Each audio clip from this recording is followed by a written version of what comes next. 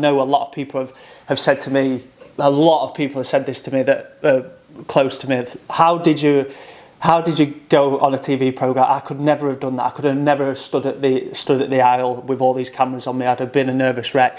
So was I, and I was feeling the exact same feelings that everyone tells me. I couldn't have done that. There's no way I could do that. I'd make a fool of myself. You don't think I was feeling that? Like, I was 100% feeling that, and I did make a fool of myself. But good morning, good afternoon, good evening. Welcome back to the Adam Aveling Podcast, the podcast all about self-improvement, personal development, working on yourself and trying to become the best possible version of yourself.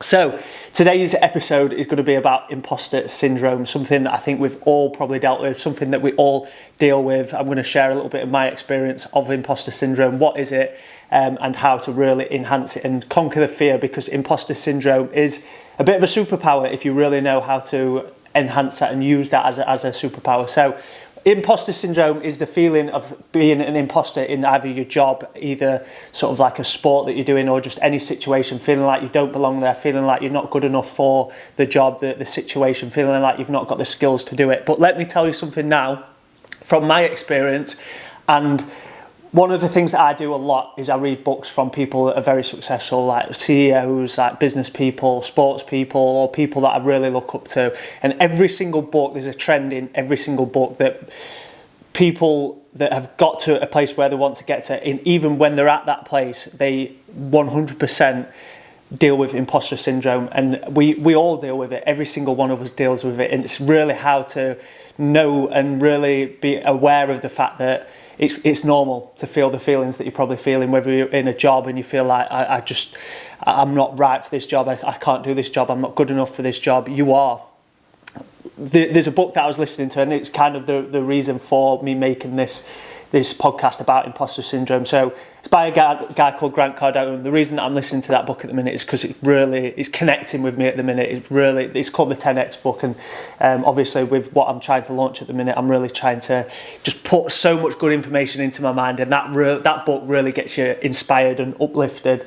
And it's got some really good nuggets of information in there as well. But one of the things he was talking about, so Grant Cardone is a billionaire, like he has made it.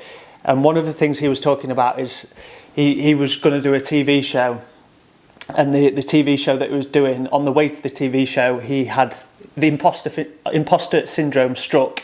He was driving to the studios and he was like, I can't do this, like this isn't me, I don't know what I'm talking about. And this is from a guy who, from my perspective, I look up to massively. And when you look up to these people, you never expect them to deal with insecurities, deal with fears, deal with imposter syndrome, feeling like they're not good enough for the job. But these people all deal with it, and they all like suffer with the exact same things we do. But the difference between some people dealing with it, like enhancing it, using it as a superpower, is courage. Courage is feeling the fear and doing it anyway. That's the definition of courage. We all feel scared to do things, but feeling the fear and doing it anyway. So I listened to a podcast this morning by obviously like Jay Shetty, one of like a big person in the personal development space. I basically, because I knew I was going to be talking about imposter syndrome today on my walk this morning. I go out on walks every morning. I absolutely love it, getting out in the fresh air. Andrew Huberman, a neuroscientist, talks about getting out in the fresh air, getting morning sunlight can be one of the best things to set your circadian rhythm, which is like the normal bodily functions of your body, like the circadian rhythm, what time you wake up, what time you go to sleep, like when you eat, your bowel movements, all these kind of things. And I was out this morning and I was listening to the Jay Shetty podcast, and some of the things that he spoke about really were absolutely like spot on. So it's about sort of, if you feel imposter syndrome, it's if you feel imposter syndrome, it's because you are in exactly the right place. And imposter syndrome is feeling like you're not in the right place. But let me tell you something now. If you are feeling imposter syndrome, it's because you're in the right place, because you're growing, because you're wanting to go to the next place, because you're feeling like you need to develop new skills. Because Jay Shetty talks about imposter syndrome as potentially the feeling of you might not have the skills that you need, but that's something that you need to grow. So like, feeling imposter syndrome, feeling like you're not good enough is probably an indicator of being that you're in exactly the right place. You need to adapt, you need to grow your wings, jump and grow your wings on the way down. Like you need to like find ways to grow. Especially a lot of people suffer with imposter syndrome when it comes to the job role, and like maybe not feeling adequate enough to do the job that they're doing. And I've got quite a good story on this as well, so I'm gonna tell my story in it. So obviously for those that know me will probably know that I was an electrician when for a large part of my life, from 16 till 26. I'm still qualified electrician now, I still do bits and bobs. But I was an electrician for a large part of my life, and when I had just finished my qualification, I became qualified at around 21. You have to do a 4-year apprenticeship. And I was around 21, I think 20, maybe 21, around that age. I might have been 20 actually, I think I might have been 20. Yeah, I was 20. And we were on this job, and basically we had to do this ASDA. It was a 12-week ASDA. It's in Northwich. If you live in Northwich, then the ASDA there, that's the one that we worked on. And it was a 12-week job. It was a very, very intense job. We had to do this full ASDA. It was for Christmas as well. So we had to get it ready for December and obviously get it ready for the Christmas rush. So there's a lot of pressure. And I was only 20, and there was about 15 blokes on this job. But there was only a few of us that actually worked for the company, and a lot of them were subcontractors, so they'd come on just for that job. And the guy who was running the job, Gary, like one of the best spark, probably the best spark I've ever worked with. He's ran so many jobs. I think he's around 60 now. Like all my old work lads are like family because we spent that much time together working away. He was like the dad of the group, really. And he was running the job, and the job was a very stressful job, very stressful. And like I say, the deadline was 12 weeks to get this ASDA from start to finish, from empty, huge warehouse, car parks, everything, and get it from start to finish. And there was only 2 qualified sparks on the books on that from the company that we worked for. The rest of them were sort of either apprentices or Sparky's mates or subcontractors. So it was me and the older guy, Gary, and this job was that stressful that it actually made Gary quite ill. He'd become really run down because it was that stressful, and this was with 2 weeks to go. I was the only qualified, bear in mind I was only 20, late 20s at this time. I was the only qualified Sparky on the books from this company who could step up to run the rest of this job. I was 20 years old.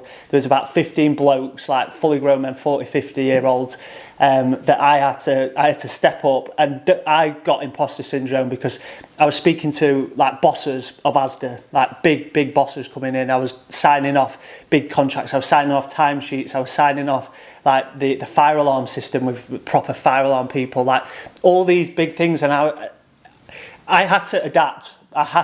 Those 2 weeks, 2 to 3 weeks of me having to adapt I was feeling imposter syndrome, but I had to adapt, I had to grow because there was no other reason for it. Those 2 or 3 weeks really helped me, develop me. It turned me from a boy being told what to do, it turned me into a man making my own decisions. And don't get me wrong, I got massive imposter syndrome when I was talking to that CEO, maybe not the CEO, but really high up people from Asda, and talking to like all these big bosses, and I'm this 20-year-old that has literally just been thrown in the deep end, and I thrived in it, and it really developed me. It really sped up my growth as an electrician, as a leader, as someone who could be trusted, and I got massive respect from my bosses. Like they thanked me for it at the time. And do you know what? Like those moments in time where you are going to feel imposter syndrome, when you're going to question, am I right for this? Am I old enough for this? Can I do this? Those moments in time are what are going to make you.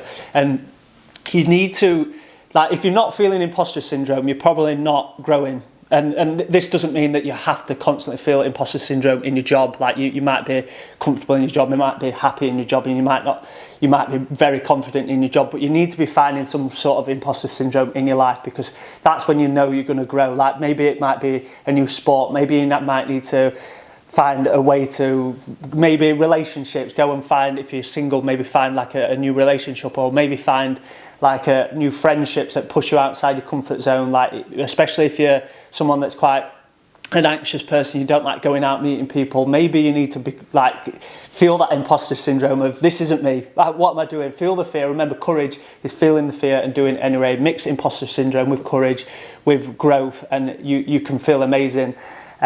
So yeah, like I say, it doesn't just have to be with your job. It can be sort of like sports, it can be relationships, it can be like maybe you want a new challenge and you like set yourself a triathlon or something along those lines. And I really think that's where big growth can come from in life. Sorry, I was just having a bit of coffee for the podcast listeners. So yeah, I thought I'd share another little bit which might be quite cool about sort of imposter syndrome. With Married at First Sight, obviously a lot of people know me from Married at First Sight, so I thought I'd share a little bit of this. So the very first day of filming, they have to do a bit of a backstory, so they come out and they do a little bit of a backstory, and they film you at your house, they film you around sort of your town, and then the very first day of filming was when I went and met Paul Brunson, and to be honest, this was like a few days before the wedding. This was the day before the lad's stag do. If you've watched Married at First Sight, you'll have seen all of this. And this is where you sit with the expert on the couch and you go through sort of your history, why you're looking for a marriage, why it's failed in the past. So I get there and I was pretty confident, I was pretty chilled, and then they're right, you have to walk up these stairs, Paul's going to be sat there, just sit there and talk to him. So I walk up these stairs, and then as soon as I get upstairs, I see about 10 cameramen, like literally about 10 of them, all stood there pointing the cameras on me. And I got the biggest imposter syndrome ever. I thought, wow, all these people are here for me. Like, I'm not confident enough, I'm not charisma. I've not got enough charisma. I'm like, why are people going to watch me? Like, I'm boring. Like, there's not going to be enough for me to say. All these things went through my mind, and I was a nervous wreck. I really was. And that interview didn't really go that well. I was so nervous. Like, I couldn't really get my words out. Do you know when your heart is really beating, pounding? And I suffered a bit of imposter syndrome. And then the next night was the stag do.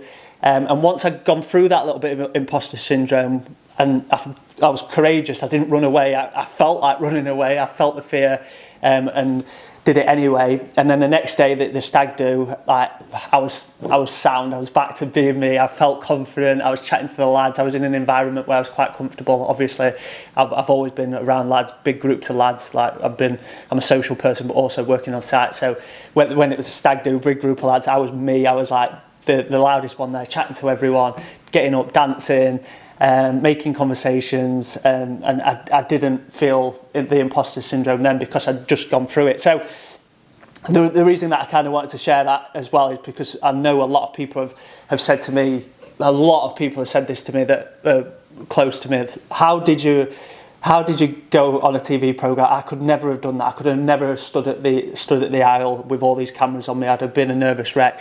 So was I. And I was feeling the exact same feelings that everyone tells me, I couldn't have done that. There's no way I could do that. I'd make a fool of myself. You don't think I was feeling that? Like, I was 100% feeling that. And I did make a fool of myself. But do you know what? That kind of made that situation, me turning around for the wrong the wrong bride. But that situation kind of made me, like, people that have said to me, how did you do that? That I was feeling the fear as well. Like, I felt that imposter syndrome. I felt like there must have been about 15 cameras there all pointing at me. I was like, why are they here for me? Like, I'm not confident enough. I've not got enough to say. I'm going to be boring. No one's going to like enjoy watching my progress. All those things were going through my mind. Like, I was feeling the imposter syndrome. But remember, courage is fear.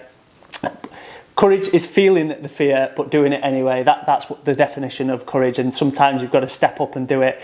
But like I say, when it comes to imposter syndrome, every single person feels imposter syndrome, whether it be the president, whether it be the prime minister, whether it be the biggest CEO in the world, whether it be like a sports star, like a entertainer going out on stage. Everyone is going to feel imposter syndrome. A lot of like entertainers always say that they still, no matter what, they still get nervous before they go on stage. They still get that imposter syndrome of feeling, why is everyone here for me? I'm not good enough for this. So everyone feels this. So I know one of the reasons I want to do this is to try and, if you are feeling this and you might be feeling this with work, or like you get put in a situation and you run away because you're like, nah, this definitely isn't me, this isn't something that I can do. Remember, like, everyone feels that. It's normal to feel that. So normal. Tim Ferriss, the author of the 4-Hour Workweek, which is a really, really interesting book. I highly recommend you listen to it or read it. There's a lot of things in there that probably won't relate to you, but there's a lot of golden nuggets in there that I've really took, and this is one of them. So he was talking about when he was going for an interview for a casting role, and he was sat in the waiting room, nervous as hell, and he was looking around, and there was loads of other people waiting in there as well, and it suddenly dawned on him that every single person in there is feeling exactly what he is feeling. Like the people queuing up to do the casting, that to go and perform, the people who are interviewing, the people who are sort of judging, they're probably feeling nervous. They're probably feeling imposter syndrome, sitting there thinking, am I good enough to be choosing people? Like, everyone is dealing with insecurities. I think the sooner that you realise that, the more powerful that is, because you can harness your own and really, like I say, courage is feeling the fear but doing it anyway. Harness that courage. So hopefully you've enjoyed this podcast. I really think this one could help a few people build up that confidence to maybe think, do you know what, fuck it, I'm going to put myself in some uncomfortable situations. I'm going to feel that imposter syndrome because it's normal, and that means and that shows that I'm growing. Hope you enjoyed this podcast. I've enjoyed making it. I really have, and it's gave me the fire in the belly to keep pushing, keep working hard, keep putting myself in situations where I feel that imposter syndrome. So yeah, have a great rest of your day wherever you're listening. Good morning, good evening, and good night.